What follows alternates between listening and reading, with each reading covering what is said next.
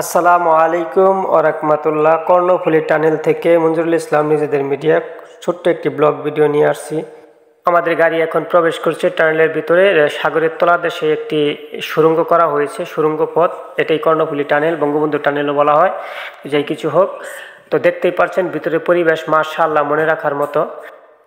দুটি সুড়ঙ্গের মাঝখানে একটি সুড়ঙ্গ অলরেডি কমপ্লিট করা হয়েছে, আর একটি কাজ চলছে। এটা কমপ্লিট করে এখানে গাড়ি চলাচলের ব্যবস্থা করে দিয়েছেন। এটা লম্বা 1 কিলোমিটার উপরে। এটা চানে একটা কোম্পানির দ্বারা এই কাজটা সম্পন্ন করা হচ্ছে, আর যতটুকু বাকি আছে ওই কোম্পানি করবে ইনশাআল্লাহ। তবে এখানে খরচ ধরা হয়েছে যতটুকু আমরা শুনলাম 13,000 কোটি টাকার উপরে, বাকি আল্লাহ আলম।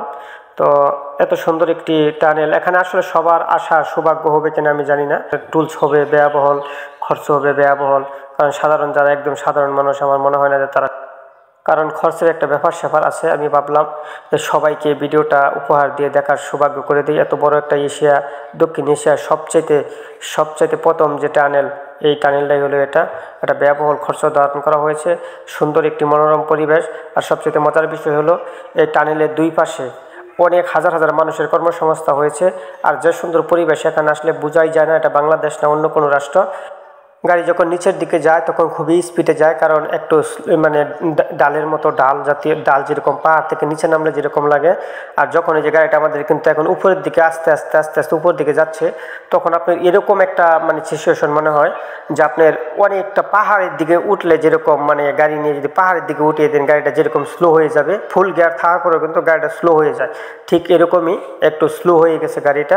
ড্রাইভার কিন্তু আসলে আস্তে আস্তে গিয়ার বাড়াচ্ছেন।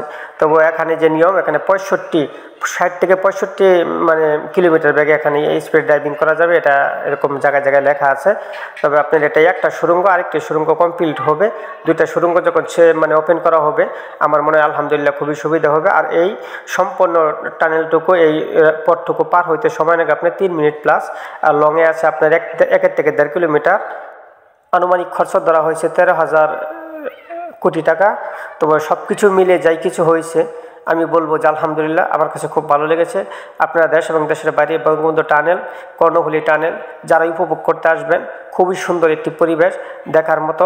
আর সবচেয়ে মজার বিষয় হলো ভিতরে পরিবেশ তো মানে এটা ভাষায় প্রকাশ করার মতো না, কিন্তু ভিতর থেকে যখন আপনি দুই পার ছাড়িয়ে যখন মানে দেখবেন, দুই পার ছাড়িয়ে মানে ব্রিজের দুই পার ছাড়িয়ে আমাদের গাড়িটা উঠছে, দেখেন যে বাইরে চলে আসছে। এটা কিন্তু বাইরের পরিবেশ, দেখেন কত সুন্দর পরিবেশ। বোঝাই যাচ্ছে না আমি বাংলাদেশে আছি না দেশের অন্য কোনো রাষ্ট্রেতে আছি।